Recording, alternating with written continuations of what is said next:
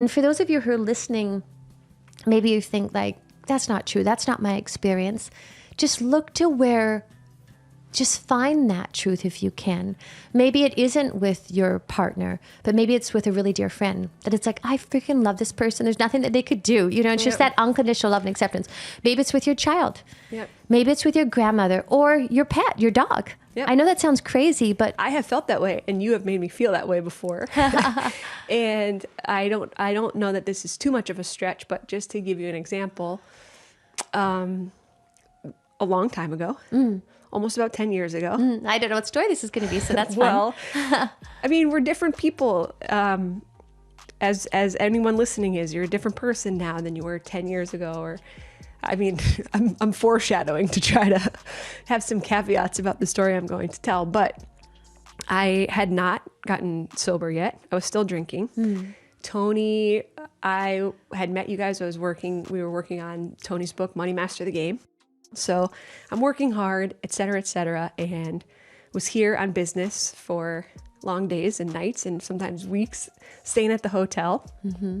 And as I mentioned, I was still drinking at this time, sometimes more heavily than I would have liked to admit. And I was walking down the hotel hallway. I've never told this story, I don't think, to anyone. I was walking down a hallway and kind of like, you know, like a pinball from door to door on uncertain, unsure footing. And not one of my best moments. It's hard for me even to picture the girl that was walking down that hallway, fumbling with her hotel key, trying to find the right hotel room. And I looked down the hallway and you were standing there. And I had a moment of like, I was mortified. I was shocked. I was embarrassed. I was humiliated. And I wanted to hide. There's nowhere to hide in a hotel hallway, right? And like, if I could have thrown a black hole on the ground and dove in it, I would have. And I'm just like, I mean, had this flood of emotion of like, there goes everything. There goes my life. There goes my job. There's no way I'm not going to get fired. I can't even stand up straight. And you came over and you were just like, hey, Mare. Hey, Mare, you doing all right? And I was like, I mean, honestly, probably what was I afraid of? I was probably afraid that I was going to lose your love because you and I were very good friends even at that point. Yes. It makes me emotional to think about because I was just like, I was terrified and ashamed and just thinking, she's never, everything that I've ever known with her is gone. And you were just like, looks like you need some help getting me into my room. Yes, I remember that. Do you remember this? I do remember that story. And I love that that's what was stirred out through this conversation. I remember when you left, you didn't feel yourself and definitely continued to linger in my being. And I felt uneasy. And by the way, you know, innocently, we as human beings, you know, we feel these instincts, and I think it's so beautiful when we tune in and you know, act. And that was one of those moments. And I remember walking down the hallway and seeing you, and I had love and compassion for you. I was like, oh my gosh, I got to get you in that room. I got to get that key and help you open that door. Get those shoes off.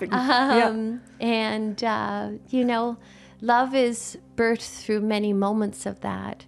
Where, you know, when you love, it wasn't about what I thought you should be doing or shouldn't be doing. I couldn't care less. You know, I cared about you and I wanted you supported, and to know that, hey, I was there.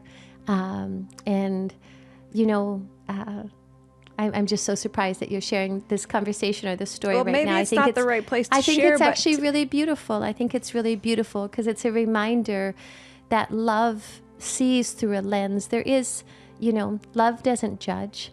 You know, love accepts, it allows, it understands, it connects. It's patient. I think we're speaking of Corinthians. Don't quote me on that, but I think that's the prayer that you were mentioning. I think the love is patient, love is kind. Yes. I expected to be met with disgust and judgment. And you just, it wasn't like, you weren't laughing.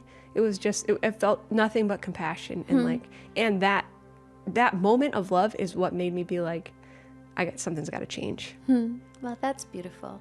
How many years have you been sober, Mary B? I am going on 7 years. That's incredible. That's awesome. Yep. I haven't had a drink in 7 years. I can't believe it. And it's probably worth mentioning in the Love podcast, if alcohol is something that you don't have a healthy relationship with, I would not have been able to admit this. I would have been like, it is not unhealthy. In fact, it is the lubricant that I need for my emotions to go into that direction of, I mean, love is probably the wrong word there. That's not love, but for relationships, let's say.